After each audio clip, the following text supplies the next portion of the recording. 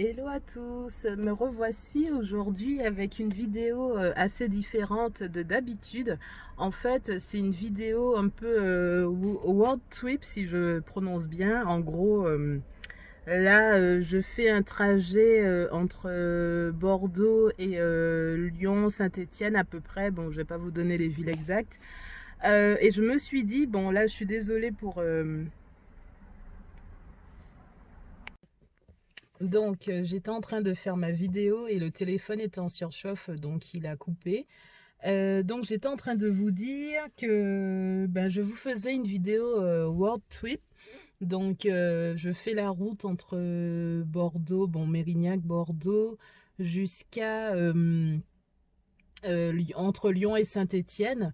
Donc là, vu que mon téléphone a coupé il y a un bon moment déjà, le téléphone a coupé il y a un bon moment déjà, donc au début, quand j'ai commencé la vidéo, déjà je transpirais beaucoup, donc je pense que vous voyez la différence avec maintenant. En fait, j'avais mal réglé ma clim et comme il fait 40 degrés dans la voiture, hein, forcément j'étais en nage. Là, au premier arrêt, à ma première pause, j'ai réglé la clim, donc tout va beaucoup mieux. Et puis bon, là, les températures commencent à diminuer. Je suis passée de 40 degrés à 30 degrés dans la voiture, donc c'est beaucoup mieux. Je vais pas faire une vidéo trop longue. Je voulais vous donner mes conseils avant de faire une longue route. Donc là, mon trajet est estimé à 5h30, mais bon, je compte une demi-heure d'embouteillage pour sortir de la rocade bordelaise, plus 1 heure pour mes différentes pauses, hein, puisque je compte m'arrêter 2-3 fois, peut-être 2, on verra, puisque je suis déjà à ma deuxième pause, il me reste que 2h30 de route, si je tombe pas dans les bouchons en arrivant sur Lyon. Je voulais vous donner, je vais pas vous donner un nombre de conseils précis parce que peut-être qu'au fur et à mesure de mon trajet, j'aurai de nouveaux conseils qui arriveront. Donc là, en tout cas, je vais vous donner mes premiers conseils. Donc, quand vous avez de la route à faire, donc je vais peut-être m'adresser aux filles, hein, puisque je suis une fille qui prend la route toute seule. Donc voilà. Déjà, mon premier conseil, c'est d'analyser votre itinéraire en passant par... alors moi, je connais deux sites qui vous permettent, enfin deux sites, deux applis, je ne sais pas trop comment on pourrait les appeler, qui vous permettent en fait d'analyser votre itinéraire. Donc vous avez le premier, c'est Mappy. Et le deuxième, c'est Via Michelin. Donc, je passe par l'un ou l'autre.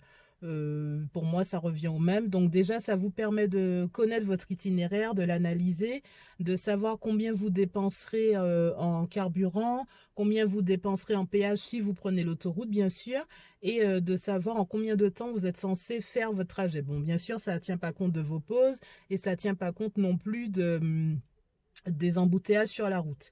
Ensuite, une fois que vous avez fait ça, votre deuxième étape, c'est de mettre du carburant dans la voiture. Moi, je mets toujours le plein parce qu'on ne sait jamais si on va tomber dans des bouchons ou pas. Si on va se retrouver, comme je vous dis, dans des bouchons ou autres. Donc, au lieu de mettre pile poil ce que l'application vous aura dit, par exemple via Michelin ou Mappy, si vous dit de mettre 30 € de carburant et que vous mettez 30 € et puis que vous tombez dans les bouchons ou je sais pas quoi, c'est une mauvaise idée. Il faut toujours aller avec le plein. Ça vous coûtera peut-être cher, mais au moins vous êtes tranquille pendant un bon moment. Donc, la deuxième étape, le plein de carburant. Troisième étape, vérifier vos pneumatiques. Donc, vous avez dans votre voiture, donc toutes les voitures normalement ont ça. Vous avez à l'avant, donc au niveau de la portière conducteur, donc à l'avant gauche, si vous roulez avec une voiture ou vous roulez à gauche. À l'intérieur de la porte, vous avez la pression que les pneus doivent avoir. Ils ne sont pas les mêmes pour les 4 pneus, donc bien vérifier au niveau de votre voiture la pression que vous êtes censé avoir. Donc je vais vous montrer ça de suite sur ma voiture. Je vérifie quand même qu'il n'y ait pas trop de monde qui regarde. Alors, sur ma voiture, hop là. Voilà, vous voyez, ça donne ça. C'est ici. Donc voilà, vous avez vu où ça se trouve sur votre voiture et comment, à quoi ça ressemble le petit symbole qui vous indique donc à combien vous devez gonfler vos pneus. Donc avant de faire du trajet, vaut mieux avoir les pneus déjà qui sont en bon état, donc qui sont pas lisses, et également qui sont bien gonflés, qui sont au bon truc recommandé. Ensuite, donc, je vous ai dit d'abord vérifier votre itinéraire, deuxièmement mettre du carburant, troisièmement vérifier les pneus. En quatrième, je dirais faire les niveaux. Donc les niveaux, vous en avez 3 à faire. Le premier, c'est le liquide pour le lave-glace. Parce que quand vous êtes sur la route, hein, surtout l'autoroute, vous prendrez des insectes sur le pare-brise, vous prendrez peut-être des gouttes qui viennent des eaux de voiture. Donc vous aurez besoin de nettoyer votre pare-brise de la voiture. Et donc pour ça, il faut que vous ayez du liquide qui est fait pour dans le truc réservé au lave-glace. Donc le symbole au niveau du capot de votre voiture à l'intérieur, donc quand vous ouvrez le capot, vous avez un symbole qui fait comme les balais d'essuie-glace, c'est là où vous devez mettre le produit pour laver les vitres. Ensuite, vous devez faire le niveau du liquide de refroidissement. Ça permet en fait de refroidir votre moteur quand il chauffe. Donc, il faut toujours en avoir du liquide. Et là, alors le symbole, il est un peu difficile à expliquer comme ça. Donc, je vous montrerai peut-être à un moment donné l'intérieur du capot et même les différents liquides qu'il faut mettre. Et le troisième liquide qu'il faut absolument mettre, c'est le liquide c'est l'huile moteur. Parce qu'en fait, toutes les pièces du moteur de votre voiture ont besoin d'huile pour s'entraîner les unes les autres. Et donc, du coup, si vous roulez sans huile, c'est risque de casse assuré. Voilà. Donc, premier conseil, calculer l'itinéraire. Deuxième conseil, mettre du carburant. Troisième conseil, les pneumatiques. Quatrième conseil, les pneumatiques. Pardon. Je me répète là, c'est un peu la fatigue. Quatrième conseil, les niveaux, les 3 niveaux donc.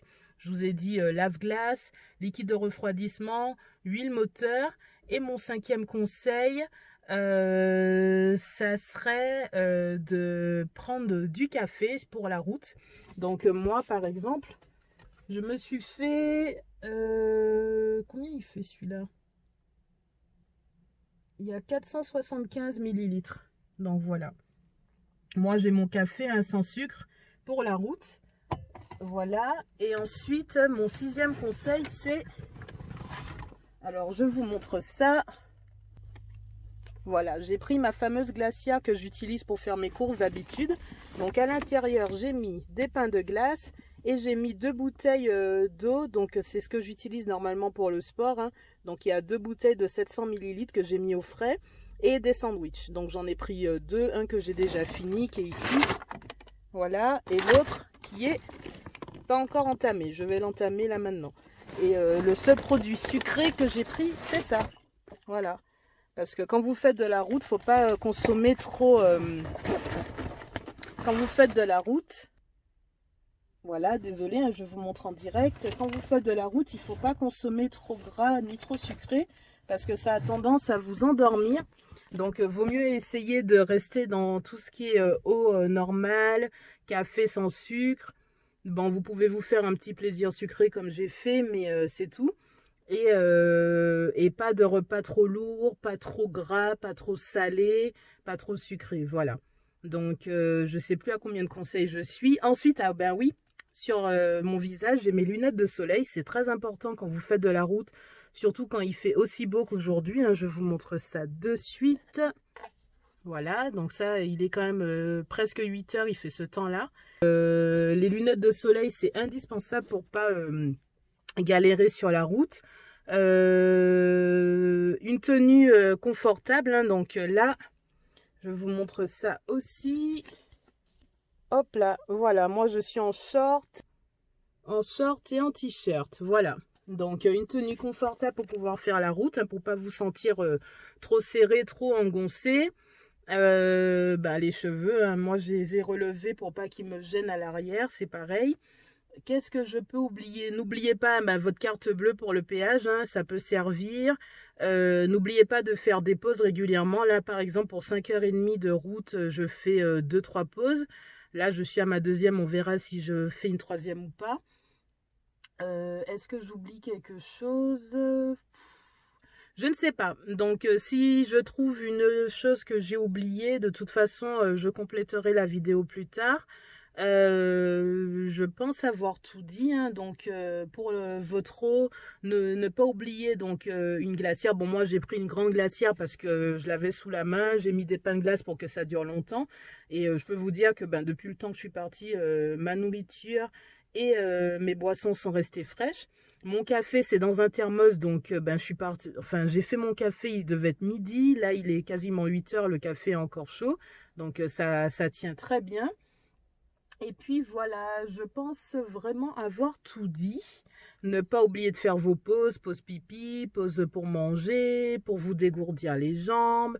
Vérifier que tout va toujours bien avec votre voiture, les pneumatiques, tout ça, tout ça. Et puis voilà, et surtout ne pas utiliser le téléphone en roulant, hein. Vous programmez votre GPS avant de partir, pas pendant que vous êtes sur la route. Voilà. Moi, j'ai un truc pour tenir mon thermos de café ou ma boisson pendant que je conduis. Donc ça, c'est bien. Bon, je vous recommanderais pas de boire en conduisant, même si je le fais. Mais bon, j'ai pris vraiment des... par exemple, pour mon eau, j'ai mes gourdes de sport. Donc avec, comment dire, où je n'ai pas besoin d'ouvrir un bouchon ou autre. Ça s'ouvre, je clique sur un truc et ça s'ouvre tout seul. Je peux boire comme dans une gourde, enfin comme avec une paille mais sans paille. Voilà. Je pense avoir tout dit. Ah oui, j'ai oublié. Quand vous faites beaucoup de routes, bon pour ceux qui aiment la musique, hein, parce qu'il y en a, ils préfèrent les podcasts ou écouter les informations. Moi, je préfère la musique parce que ça me permet de rester éveillée, dynamique, en forme. Moi, je passe mon temps à chanter. Donc, prévoyez une bonne playlist ou sinon une bonne quantité de CD, hein. Donc, je vais encore vous montrer ça. Moi, par exemple, hein, voilà, la quantité de CD que j'ai pour faire la route. Donc,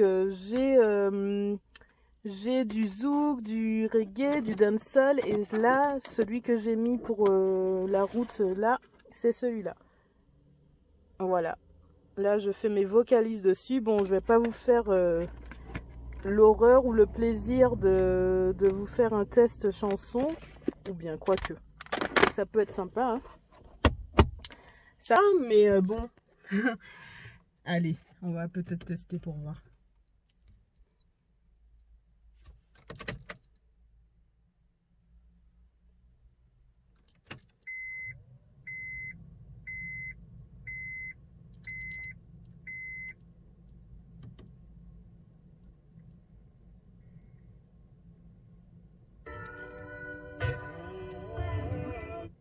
Le temps que je trouve une musique. Oh, oh, oh, oh, I'm sorry. Oh, oh, oh, oh, I'm sorry. Don't say you're sorry. Don't say you're great. It doesn't matter. I love you today. Bon, j'espère que ça sera pas trop pourri, hein. J'ai pas réécouté avant de continuer la vidéo. Mais en tout cas, ce CD, je le saigne sur la route, je le saigne. Franchement, Romain Virgo, c'est un de mes chanteurs jamaïcains préférés, hein. Donc avec Buju, avec Buju Banton, avec Gyptian, avec Conscience, avec comment il s'appelle encore, Christopher Martin. Mais là pour l'aller, j'ai mis Romain Virgo. Donc bon là j'ai tellement saigné que je vais peut-être changer, je vais peut-être mettre Christopher Martin pour la suite. Mais celui-là, fou, j'adore ce CD de A jusqu'à Z, il est génialissime. Voilà, si vous connaissez pas Love Sick de Romain Virgo, allez-y. Bon, je vais pas trop durer parce que là, il me reste encore pas mal de route. J'espère que la vidéo vous plaira et que elle aidera les filles qui ont peut-être peur de prendre la voiture pour faire de la route, hein. On n'est pas plus nuls que les garçons, les filles, hein. Si vous avez eu le permis, je pense que c'est parce que vous savez conduire. Donc quand vous avez besoin de vous faire des petites virées en voiture, bon, si vous avez la possibilité de prendre le train, prenez-le. Mais là, le train me revenait plus cher que la voiture. Et en plus, en ce moment, avec les risques de Covid, franchement, j'avais pas envie de me prendre la tête à être dans un train masqué pendant tout le long, à avoir peur de choper le virus et tout, puisque j'ai été épargnée jusque-là hein, depuis qu'il est en France. Et en plus, je vais voir ma famille, dont un bébé qui vient de naître, donc j'ai pas envie de lui faire choper ce virus. Donc j'ai préféré prendre la voiture. Et puis je roule pas assez dans l'année, donc je me dis de temps en temps, ma petite voiture chérie, elle est faite pour. C'est une Honda Civic sportive pour ceux qui ne savent pas. Ceux qui n'ont pas suivi, quand je l'ai acheté sur Instagram, j'avais fait une petite story. Donc c'est une voiture en plus diesel, donc qui a besoin de faire de la route de temps en temps. Ce que je ne fais pas suffisamment puisque je fais essentiellement de la ville avec. Donc là, de temps en temps, je fais la route. Et là, du coup, je traverse la France hein, de l'ouest à l'est et ça lui fait du bien. Ma voiture conduit, enfin, je la trouve beaucoup plus à l'aise sur autoroute qu'en ville. Voilà, elle est faite pour. En ville, je trouve qu'elle ronfle trop, alors que sur l'autoroute, là, fou, il n'y a pas de bruit, c'est magique, quoi. J'adore cette voiture.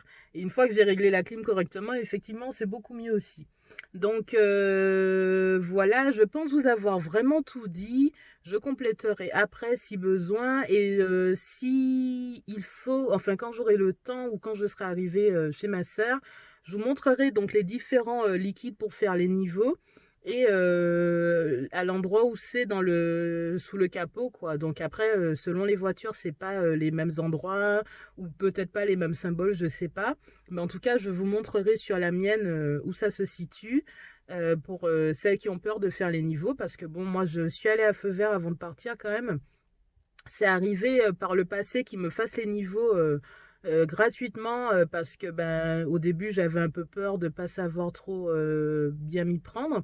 Et aujourd'hui, quand j'y suis passée, ils m'ont dit que ça faisait 12 euros. Donc j'ai dit, ah non, c'est bon, à un moment donné, je suis pas plus bête que quelqu'un d'autre. Donc je connais les emplacements, je connais les produits, je sais ce qu'il faut faire. Donc faisons-le nous-mêmes, quoi.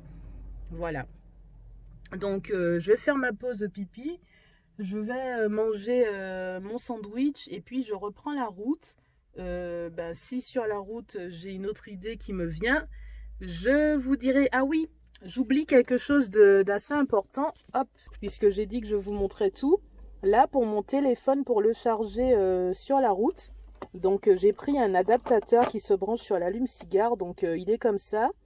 Donc mon téléphone a une prise de type C. Hein. Donc c'est les nouvelles prises. Hop là, comme ça. Donc ça se vend hein, chez Feu Vert, je pense à Carrefour, un peu partout. Donc vous pouvez brancher une sortie de type USB sur l'allume-cigare et l'autre pour votre téléphone. Ça permet le téléphone, surtout si vous l'utilisez comme GPS ou même pour faire des vidéos comme moi sur la route. Ça vous permet de ne pas tomber en rate de batterie. Donc j'avais pensé à prendre mon ancien téléphone hein, puisque j'avais déjà l'adaptateur pour l'allume-cigare, sauf que j'ai réalisé que je n'ai pas de carte SIM dedans. Du coup je comptais l'utiliser comme GPS et ne pas avoir à racheter d'adaptateur, mais il n'a pas de carte SIM et il n'y a pas de Wi-Fi de disponible sur l'autoroute, enfin je pense pas. Donc du coup finalement j'utilise mon nouveau téléphone, donc j'avais besoin de racheter un adaptateur. Ça coûte dans les 12 euros à peu près il me semble, si je ne me trompe pas, bon une dizaine d'euros, entre 10 et 20 euros. Et c'est utile parce que tomber en rate de batterie, surtout si quand vous êtes proche de votre destination vous devez contacter la personne chez qui vous avez pour prévenir de votre arrivée, vaut mieux avoir de la batterie ou même pour X raisons. C'est bien de ne pas tomber en rate de batterie. Voilà, bon, je vais pas trop tarder parce que là, le temps passe. Je vais manger, faire ma pause et démarrer. Donc, plein de bisous et puis je continuerai ma vidéo plus tard, peut-être quand je serai arrivée. Et je vous montrerai quelques moments de mon séjour à Lyon, enfin dans les environs de Lyon. Voilà, plein de bisous, salut!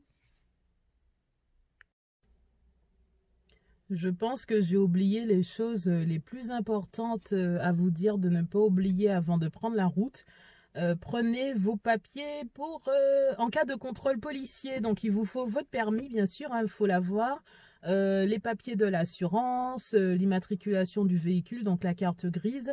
Donc n'oubliez pas, n'oubliez pas, n'oubliez pas. Et bon, là, je n'ai pas eu de contrôle pour le moment, mais quand même, c'est quand même assez régulier sur la route des vacances et même en temps normal, vous ne devez pas conduire sans vos papiers. Donc, bon, la carte d'identité, c'est jamais demandé, mais ça ne vous coûte rien de l'avoir sur vous. Et ensuite, le permis, l'assurance de la voiture à jour, bien sûr. Et la carte grise, toujours, toujours, toujours. Donc, en plus des conseils que je vous ai déjà donnés, n'oubliez pas vos papiers. Voilà. Bon, là, j'ai mangé mes sandwichs, j'ai fini mon café, je me suis hydratée. Pipi room et ensuite, je redémarre. À bientôt.